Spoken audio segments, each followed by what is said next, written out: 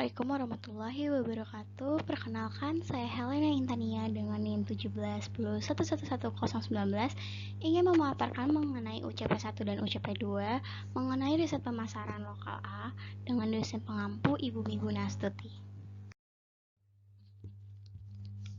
Kali ini saya akan menjelaskan mengenai perbedaan dari riset pasar dan riset pemasaran. Jadi, kalau riset pasar itu jangkauannya sangat terbatas, kemudian secara spesifik di risetnya, kemudian risetnya itu untuk mengetahui lokasi pasar serta perilaku konsumen di dalam pasar, dan dependensinya itu secara dependen, dan yang terakhir itu untuk melihat dan mengecek bagaimana keberhasilan dari suatu produk dalam pencapaian target di pasaran. Sedangkan kalau riset pemasaran itu jangkauannya sangat luas secara general, dan risetnya itu bisa digunakan untuk seluruh aspek pemasaran, dependensinya bersifat independen, dan tujuannya itu untuk membuat keputusan secara efektif dalam melakukan kegiatan pemasaran serta mengontrol ekonomi dari semua pemasaran. Oke, selanjutnya ada perbedaan dari riset pemasaran praktis dengan riset akademisi. Nah, kalau riset pemasaran praktis ini, risetnya itu dilakukan yang sesuai atau relevan dengan bisnis. Kemudian risetnya itu relevan dengan bisnis yang secara praktis dan bisa dikembangkan. Selanjutnya itu diterbitkan dengan membuat laporan konsultasi, dan yang terakhir itu penelitiannya langsung digunakan untuk menjalankan bisnis di dalam perusahaan. Sedangkan kalau riset akademisi ini, risetnya itu berhubungan dengan penelitian ilmiah, penekanan pada standar ilmiah, serta validasi dan reliabilitas sesuai dengan review akademik, diterbitkan dalam jurnal akademik, digunakan untuk kontribusi akademik, dan yang terakhir, laporannya itu bisa berbentuk skripsi, disertasi, atau lainnya.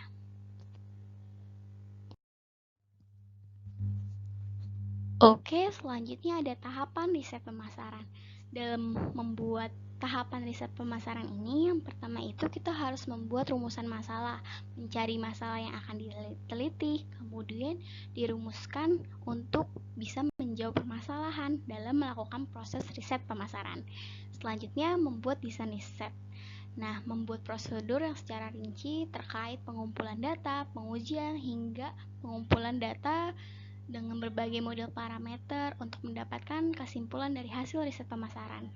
Terus ada merancang metode penelitian atau data. Nah, merancang metode pengumpulan data ini bisa digunakan dengan melalui kuesioner, riset group, survei, atau observasi yang dihimpun dan kemudian menjadi sebuah database. Oke, selanjutnya itu mulailah dengan pengambilan sampel dan pengumpulan data. Ini dilakukan pengambilan sampel bisa dengan menggunakan metode sampling berupa probability atau non-probability atau lainnya yang dikumpulkan, dan akan didapatkan sampel dari riset penelitian tersebut. Selanjutnya itu menentukan analisis dan interpretasi data. Nah, dari pengumpulan data nantinya itu akan dibuat kesimpulan dan dianalisis yang berasal dari hasil tabulasi, analisis statistik, coding, editing, atau lainnya yang bisa diinterpretasikan dan diolah yang nantinya akan mendapatkan kesimpulan dari hasil riset. Selanjutnya itu yang tahapan terakhir itu ada penyusunan laporan. Penyusunan laporan ini dibuat untuk mengetahui kesimpulan dan laporan hasil dari hasil riset pemasaran tersebut.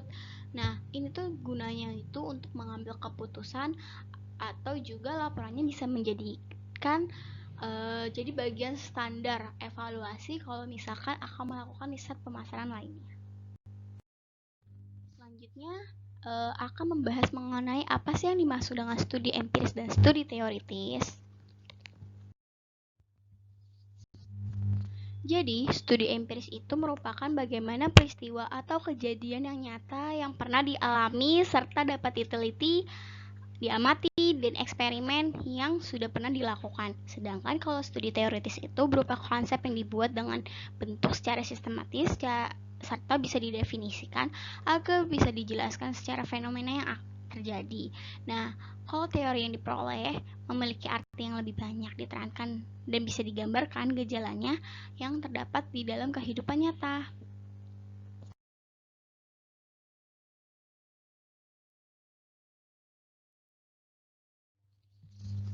Kemudian untuk UCP 2 ini saya memiliki kelompok bersama Imam Arif Fikri dan Muhammad Hasbiki Faris serta saya Helena Intania. Nah, untuk teknologi yang saya akan membuat tutorialnya ini adalah tutorial dari Dovetail itu sendiri. Nah, untuk mengetahuinya bisa kalian buka link Google Drive berikut ini.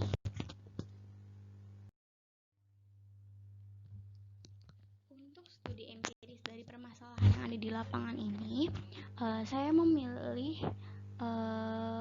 studi empiris di mana meneliti menggunakan survei dari review Product Matrix yang bekerja sama dengan Home Tester ID. Nah, Product Matrix ini sudah lama produknya, lumayan sudah lama, dan Matrix ini kembali melakukan review produk dia untuk mengetahui seberapa banyak masyarakat yang tahu produknya dan untuk melihat juga bagaimana sih penjualannya nanti setelah dilakukan review dengan kerjasama home tester ini, apakah akan mengalami kenaikan penjualan ataukah sebaliknya. Oke, kesimpulannya itu dari hasil riset yang bisa dikolaborasi dengan home tester bahwa survei matrix ini membuat rambutnya itu jadi anti megar, lembut, berkilau dengan hasil yang instan, sehingga produknya ini harus banget dibeli oleh konsumen. Nah, nantinya ini perusahaan matrix ini sudah mendapatkan hasil dari home tester ID terkait review produknya, dan nantinya ini bisa dijadikan oleh Matrix untuk mengembangkan riset lagi dalam upaya melihat penjualan dari dikeluarkannya review atas kolaborasi bersama Home Tester ID. Selanjutnya solusinya itu perusahaan Matrix bisa melakukan kembali riset untuk melihat kenaikan penjualan produk Matrix yang bisa dikombinasikan dari riset sebelumnya yang bekerja sama dengan home tester. Nah, bisa juga alat bantuannya itu berupa Dovetail, karena Dovetail ini bisa melihat review-review yang pernah ditulis oleh konsumen atau reviewer, jadi akan lebih mudah dalam mengolah datanya kembali.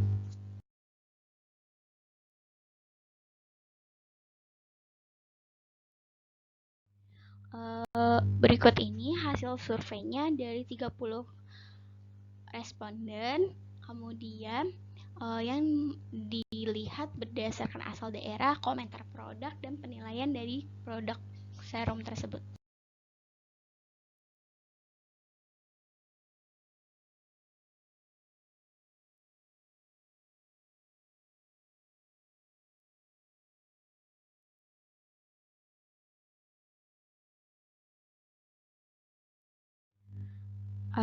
Terima kasih. Kurang lebihnya mohon maaf. Wassalamualaikum warahmatullahi wabarakatuh.